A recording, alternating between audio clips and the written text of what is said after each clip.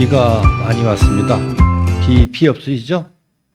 네, 두루두루 편안하시기를 축원 올립니다. 전국적으로 비 피해가 많아서 걱정이 많이 됩니다.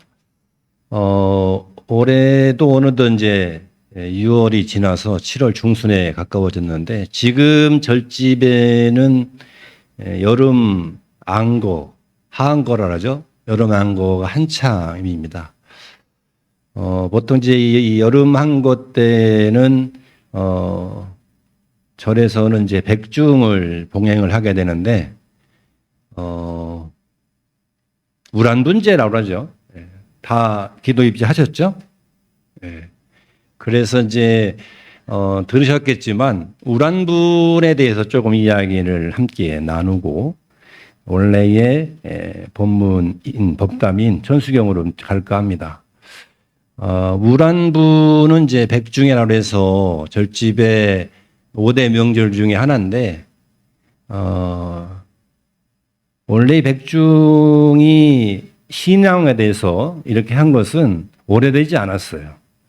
조선시대부터 다시 시작이 돼서 그것도 우리 보살님들 덕분에 이게 불교의 5대 명절이 된 것 중에 하나입니다.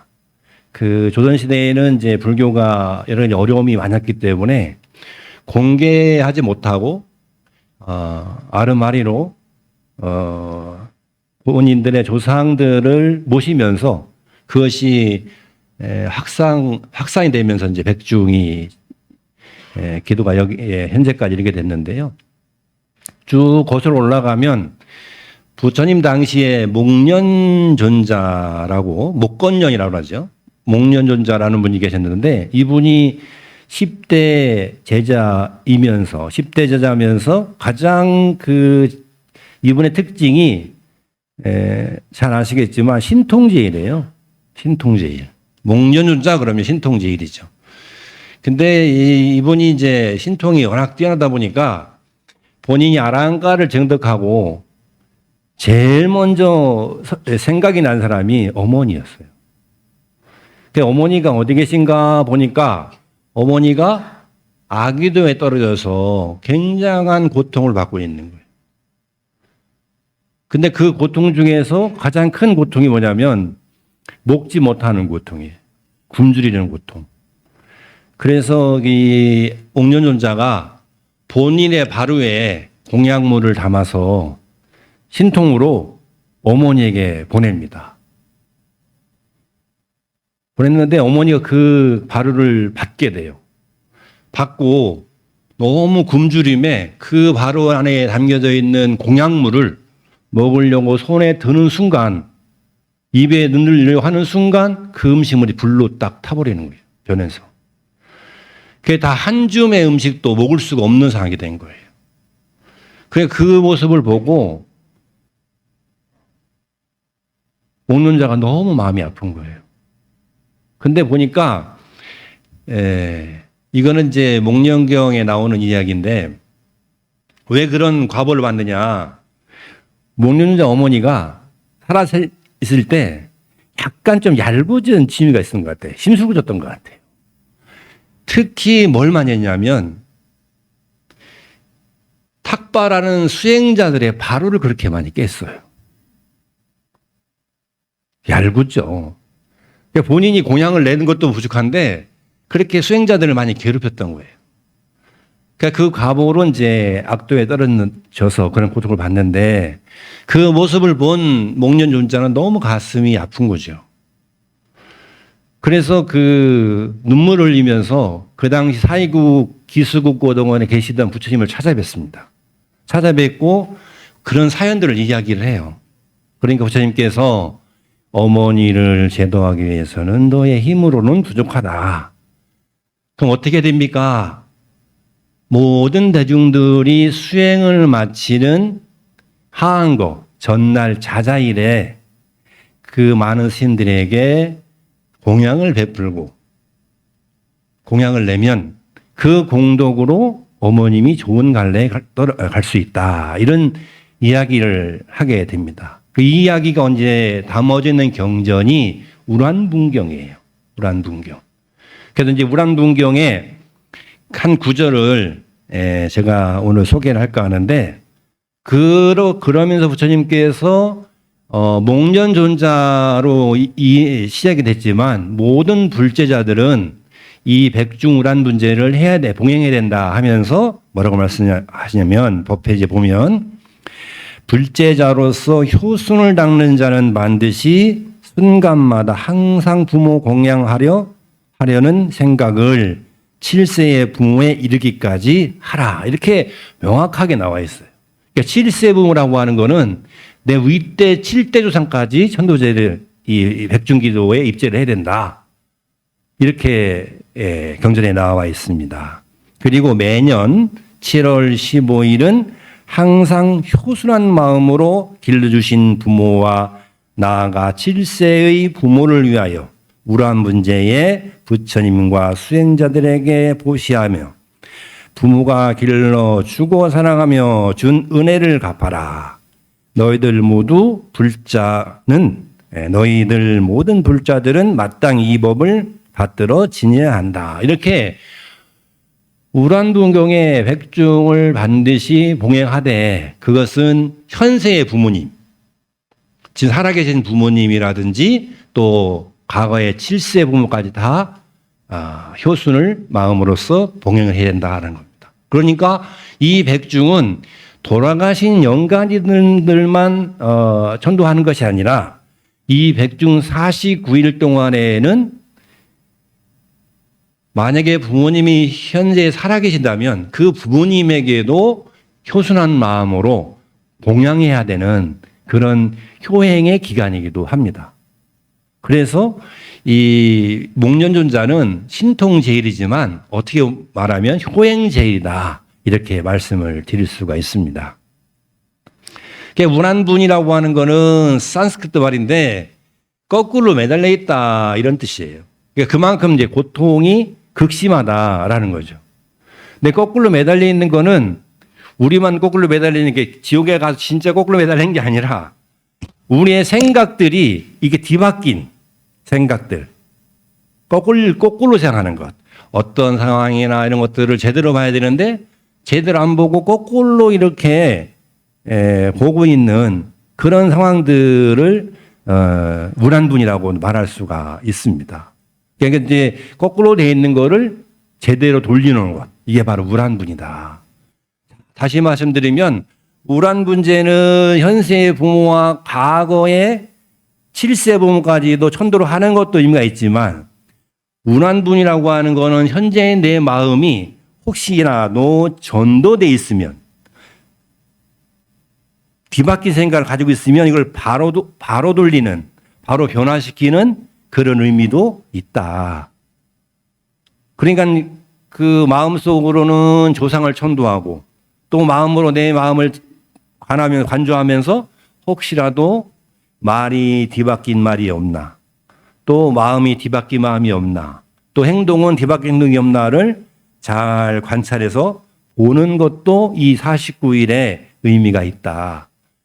그러니까 이제 1년에 한 번씩만 그렇게 백중 때 해도 이게 본인의 삶에서는 어마어마한 변화를 가져올 수가 있겠죠. 그게 바로 우란분제라는 겁니다. 그러니까 우리가 사실은 제대로 된 우리의 삶을 살아가는데, 어느 책에서 보니까 우리의 삶을 100%로 쳤을 때, 그 중에 20%는 늘 불평하는 데서입니다. 불평, 불만. 그리고 30%는 투정하는 데, 투정. 이게 안 좋네, 저게 안 좋네, 맛이 있네, 불편하네, 뭐 이런 투정으로 30%를 쓴다는 거예요. 그리고 이제 절망하는데 30%를 쓴대요. 절망하는데, 안 되겠는데, 안 돼. 본인을 이제 부정적으로 생각하는 거죠. 그렇게 보면은 실제로 내가 참 행복하다라고 생각하는 거는 많아야 20%고, 그것도 안 되면 10%도 안 되는 그런 생각들로 자기의 삶을 채워간다는 거예요. 왜 그러냐 그러면 바로 그게 뒤바뀐 생각 때문에 그렇다는 거죠. 저번 달에 얘기했던 것 중에 복습하는 차원에서 얘기를 해보면 저번 달에 뭐 했죠? 개법장 진언했잖아요. 법장을 여는 진언. 법장이라는 게 열애장이라고 했잖아요. 열애장. 내 마음이 본래 붙다. 본래 부처다. 라는 것을 여는 거다. 이렇게 얘기했죠. 근데 닫혀있다는 얘기잖아요. 그 닫혀있게 하는 두 가지 키워드가 있다라는 거예요. 그게 옴, 아라남, 아라다인데 그 여는 방법이 그래서 아라다는 뭐예요? 옴, 아라담. 아라남은 무쟁이라는 거죠. 다툼이 없는 거. 아라다는 만족이라는 거잖아요.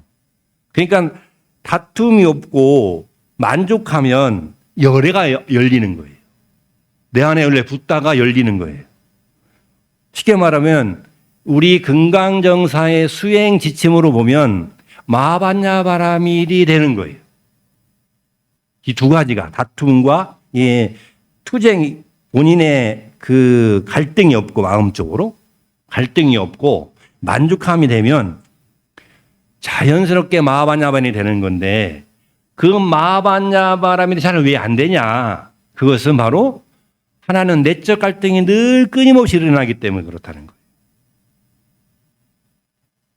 또 하나는 늘 불만족이라는 거잖아요. 뭔가 채워지보다 늘 갈증, 허덕이는 마음이 있는 것. 그게 이제 그것을 전환시켜서 옴, 아라람, 아라다 이렇게 하는 것이 하나는 내가 무쟁, 다툼이 없는 삶으로 살겠습니다. 그리고 또 하나는 만족하는 삶을 살겠습니다라고 하는 것이 그 개법장 진언의 핵심 포인트다.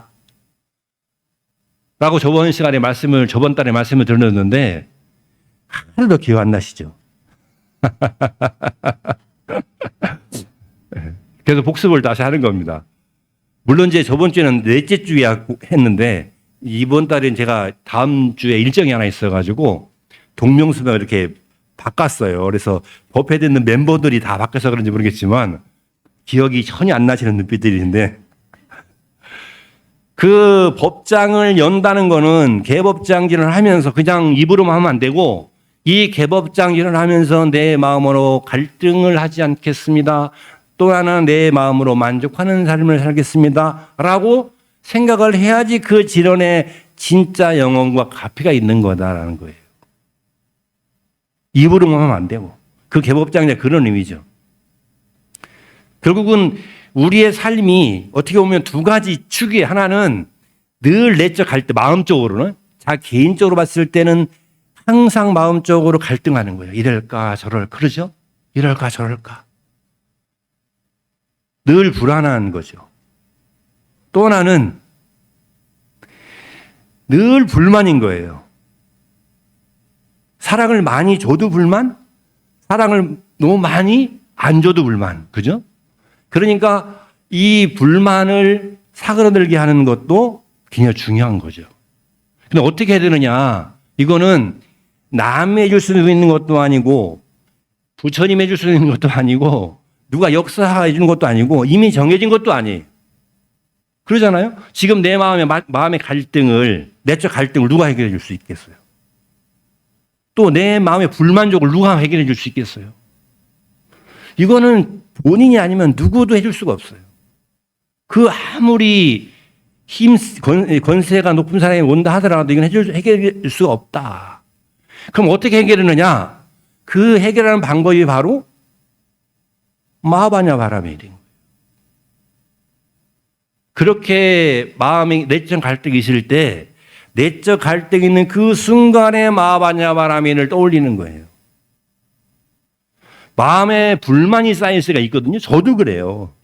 저도 때로는 내적 갈등이 얼마나 심한지 몰라요. 점심에 짜장면 먹을까 라면을 먹을까 얼마나 내적 갈등이 이런 사소한 것부터 시작해서 요즘에는 뭐 새마을공부가 문제라고 그래요. 새마을공부에 돈을 빼야 되나 말아야 되나 이런 문제부터 해가지고 드라마를 볼 때도 동시간대에 내가 좋아하는 드라마가 두 개 하면 이걸 볼까 저거 볼까. 나는 축구를 보고 싶은데 우리 아내는 드라마를 보자 하고 요즘에 진짜가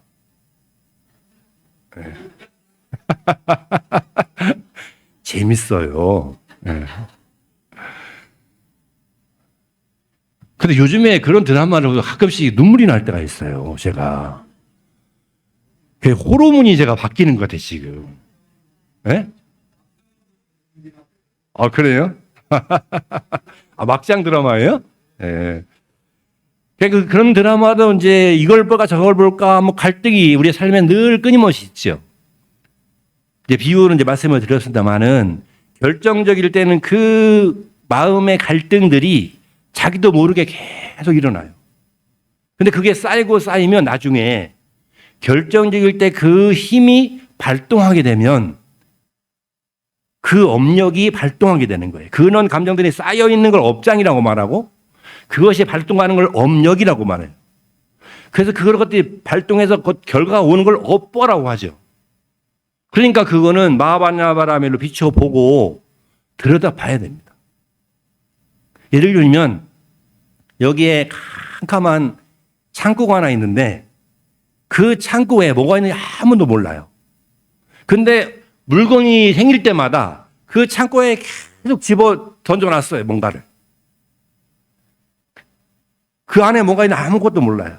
그런데 어느 날 작은 성냥 하나를 켜서 그 창고를 이렇게 던져보면 그 안에 창고에 어떤 것들이 있는지 알 수가 있는 것처럼 그 작은 불씨 역할을 하는 것들이 마하바냐바라밀이라는 거예요. 그래서 마하바냐바라밀이 중요한 것이 내 마음을 들여다보는데 이거만큼 좋은 게 없다라는 거예요. 그러면 마하바냐바라밀 할 때 어떻게 된다? 마음을 들여다봐야 되는 거죠. 쉽게 말하면 마하바냐바라밀 정건하면서 딴 거를 생각하면서 마하바냐바라밀 하면 안 된다 이 말이에요. 내 마음 상태를 들여다보라고 마하바냐바라밀을 하는. 마하바냐바라밀 입으로 하면서 딴 생각하면 그 망상 해수욕장 가는 거예요. 망상 해수욕장으로 가는 거야. 네. 그러면 안 된다는 거예요. 마하바냐바라 하면서 반드시 내 마음의 갈등에 빛을 비추어라. 그리고 그 결과가 뭐냐면 자기 삶에 만족하는 힘을 얻게 돼요. 만족하는. 불만들이 조금씩 그리고 그 불행하다고 생각하는 것도 조금씩 빠져나가기 시작합니다. 그래서 마음을 변화시켜 나가기 때문에 중요한 거죠. 우리가 전도몽상이라는 거는 뒤바뀐 생각인데 뒤바뀐 생각이 몽상은 뭐예요? 꿈이죠, 꿈. 잘못된 꿈을 꾸면서 계속 뒤바뀐 생각을 하는 건데 그 전도몽상을 해결하는 게 바로 반야바라밀이에요. 그래서 반야심경에 전도몽상, 그러니까 전도몽상을 해결하는 것이 역대의 보살님들이나 부처님들이 해결했던 것이 바로 반야바라밀이다 라고 말씀을 구정량하게 한 것이 바로 반야심경이란 말이죠. 그래서 전도몽상을 이렇게 해결해야 된다. 반야바라밀로. 물론 현실적으로는 쉽지 않습니다. 현상적인 것들이 뭐 어떻게 보면 삶에는 늘 갈등과 대립이 있기 때문에 근데 그런 순간순간마다 거기에 너무 따라가지 말고 한순간이라도 반야바라밀 해야 된다. 자, 그래서 49일 백중기도 하면서 49일 내도 그렇게 하라는 얘기가 아니라 오늘 약속하건대 하루에 49초만 합시다. 1분도 아니야. 60초도 아니에요. 50초도 아니에요. 49초만 반야바라밀을 염성하면서 자기 마음을 들여다보면 하루에 한 번 49초만 반야바라밀을 염성하면서 자기 마음 상태를 들여다보는 걸 하자. 이러면 올해의 이 백중은 그 어느의 백중보다도 어머니의 마음이 나한테 와닿고 그 마음이 다시 부모님한테 전달돼서 선망 부모는 좋은 갈래 날 것이고 이 생에 살아있는 나는 마음의 변화를 통해서 내적 갈등이 정말 4.9g이라도 정리되는 그런 경험을 하게 될 거다라는 말씀을 드립니다. 그래서 어떻게 해야 된다? 아직 백중기도를 입지 않은 분들은 해야 된다, 안 해야 된다? 해야 되겠죠? 네. 하신 분들은 어떻게 해야 된다?